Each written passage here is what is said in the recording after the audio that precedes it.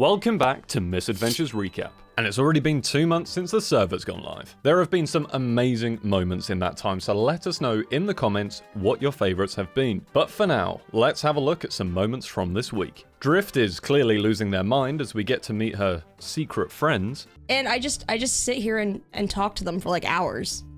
Hours? Yeah, hours. Just miss you, buddy. Get out of here. Okay. Get out of here right All right, now. well, I'll just be here with Cam Bam, so it doesn't really matter, does it? And a moment I'm sure we've all been waiting for, Jimmy and Joel nearly kiss. Beautiful. Lovely, isn't it? This is beautiful.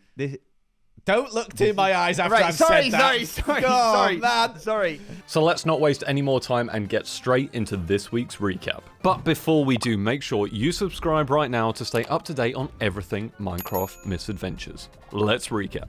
Sausage begins his episode at the Roadside Tavern, now named the Emperor's Rest thanks to a suggestion from the comments. The tavern has now been RPGified and has various NPCs stationed around the area. Xavier Sunborn sells a decorative spruce tankard, Maria Bunsworth sells various clocks, and Eduardo Witherwood sells mythical mead. With some new trinkets in hand, Sausage returns to the Assassin's Guild to add some extra decoration. He then meets with Martin, Avid, Jojo, and Cam to open the new Speedrunners Guild, before having a friendly race through the Merryport sewers to commemorate the launch of the guild. Despite killing both Avid and Cam, they declare the debut run a success and the guild officially open. Back at the Riverwood Hamlet, Sausage prepares for the next build project, this time needing 13 shulker boxes full of materials. He cuts to a time-lapse of various paths and buildings, as well as several custom trees. Then tours the area with plans to add more details and extra additions during his live streams. He finishes the episode with a tour of the new Riverwood Blacksmith and a sneak peek at a mysterious door with a secret build to come. Since Joel lives in the middle of nowhere, far away from everyone else on the server, he teases a build plan that will help make the commute a little faster. And it wouldn't be a Joel video without a material gathering montage. Some of the resources needed for this build come from the Nether, which means we're treated to another Nether portal speed build attempt. But I think this is somehow worse than his first attempt. That, and take the water back, and where's our flint and steel? Go. No! How have I done that? Break this.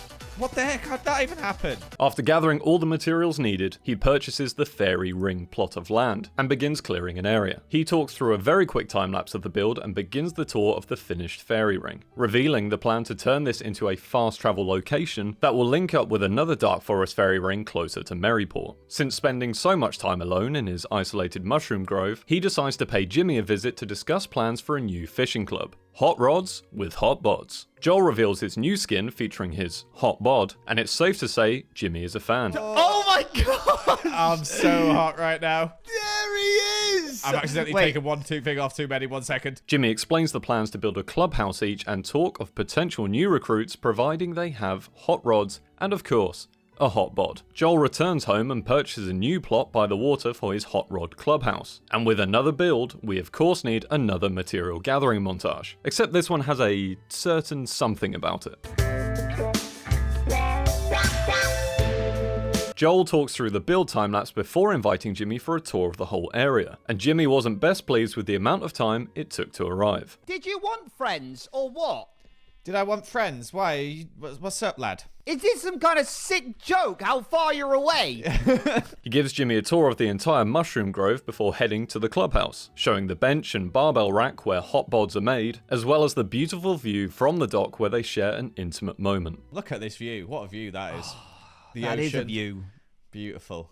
Lovely, isn't it? This is beautiful.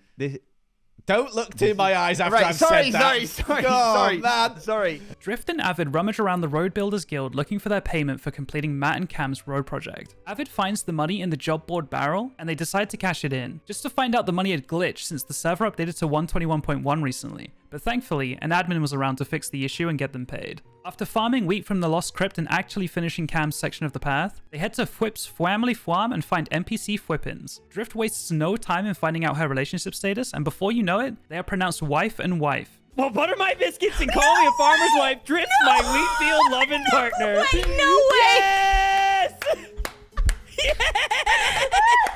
Back in the community town, she bumps into Sev, who gives some very cryptic clues to her next build, featuring a big garden and flowers, which I'm sure we'll see more of later. Drift trades a bunch of terracotta in return for a future fishing pond build in Lawnhaven, before getting called to visit Cam for a tour of his new flower shop. She becomes his first paying customer and buys some pink petals before the tour takes a darker turn. Do you want to come down into my chamber down here?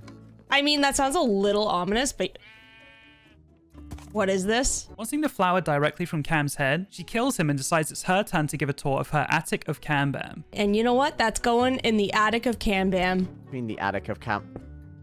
Wait, It's what? where I go when I miss you. You were away for a couple days and I couldn't talk to you, so I go in here and I can talk to like 10 of you. Just miss you, I need to buddy. Get out of here. Back in Lawnhaven, Drift shows off the magical fishing pond from Sev and plans to add some magical items to be lootable when fishing there. But that's not the only build being added to Lawnhaven this week. She talks through her thought process while building the Alchemy Abode, with plans for a dungeon to be added below in the future. She tours the build and plugs her Twitch streams for anyone who wants to see the basement dungeon come to life. Avid's custom song for this week is dedicated to telling his viewers to subscribe, which if you haven't been convinced to before now, I don't know what will. He gives Taneesha a stack of mud, mangrove roots, and muddy mangrove roots to help with her toxic pond build. Then meets up with Jimmy to help with Travis's quest and to show him the goat breeding ways. He gives Jimmy a tour of the Space Cove, which makes Jimmy feel a little inadequate. Wait, this is a storage room? It's storage. What? What's happening? Where are you going? The tour continues to Avid's goat farm, which is maybe in need of inspection, but helps Jim with completing his quest for Travis. Avid then meets Drift at Fwip's family farm to find out Fwippens has no memory of her marriage. Drift tries to win her back but fails and decides it's maybe for the best, as now she can make the Mufia her top priority again. With a quick outfit change, they head to Orchidea to expand their Milk Tavern empire, where Avid has a slight identity crisis after being questioned about his position in his space colony. I was the king of like the sanitation department of sorts. Okay, so you were the janitor. They arrive at Avid's Orchidea home where he finds out he's being threatened with eviction. I'm not sure. Am I evicted? No, you're not. It's fine. Okay. You know what? Those signs were never there. Thank Never- you. I did not. No, Okay. didn't see that. Okay. All right. Great. After securing the building, Avid reveals his plans to scam the Assassin's Guild with fake murders of their bounty board targets, and Drift is immediately on board. He cuts to a time-lapse of decorating another fake storefront, now named Milk and Honey. He tours the build featuring the candy shop, the storage room, and of course the murder ring in the attic. To complete the build, he collects Infinite Goat from his Space Cove, walks her all the way to Orchidea, and introduces her to her new home. Back at the Space Cove, Avid shows off some new rocks, which follow the same gradient and light source of his other builds, and reveals a sneak peek at the Fielding Grove, ending his episode with a tease at the next build to come. Sev returns to her community town home to find the post office system up and running. She buys a stamp and, despite never speaking to Cleo, decides to put the stamp to use and send them some flowers. After some lost script runs, she finally has enough mending books to save her tools from breaking, and also takes the time to name her sheep mount Holly. She meets with Drift, who trades terracotta in exchange for a magical fishing pond. She cuts to a time-lapse while explaining her thought process for the build. With the main layout completed, she collects some amethyst for some magical details and finds her rat Milk that has been missing for who knows how long, making sure to secure them back at home before returning to Lawnhaven to add the finishing touches to Drift's magical pond, including a questionable plumbing job. And behind the toilet is the water stream that goes down. So you can imagine where that water came from. Get pranked, Drift. Back at the walled garden, Sev begins building out the giant white and pink tulips, adding coarse dirt and podzol to create the flower beds. Taneesha begins work on the entrance to her toxic island, but notices Martin is in need of some feathers. Seeing this as another money-making opportunity, she rushes to collect her feathers and meets him at the post office. Martin quickly finds out he's buying these feathers instead of being gifted them. Do you have a coin pouch? By any chance? Do you want me to ship it for you as well? Do you want me to place it on your toxic island? Hang on. Let me. You're Actually, doing yeah. all the work. Do you deliver? I've been writing the jokes for you too. You don't do anything Do yourself. you deliver? They end up trading feathers for slime blocks, and Taneesha throws in some money on top for another couple stacks. Back at the toxic island, she adds more teeth-like spikes to the surrounding path, which does a great job of making the whole build feel even more hazardous. While collecting more materials from her community town base, she bumps into Martin, who has complaints about some eviction notices in his Orchidea property. Confused by what he's talking about, she heads to Orchidea to find even more eviction notices, including in property she never bought. Although she didn't place the signs, she still tries to squeeze some extra money out of the situation. Bribe to prevent eviction. I thought you put that there and you were bribing someone to prevent your eviction. Taneesha!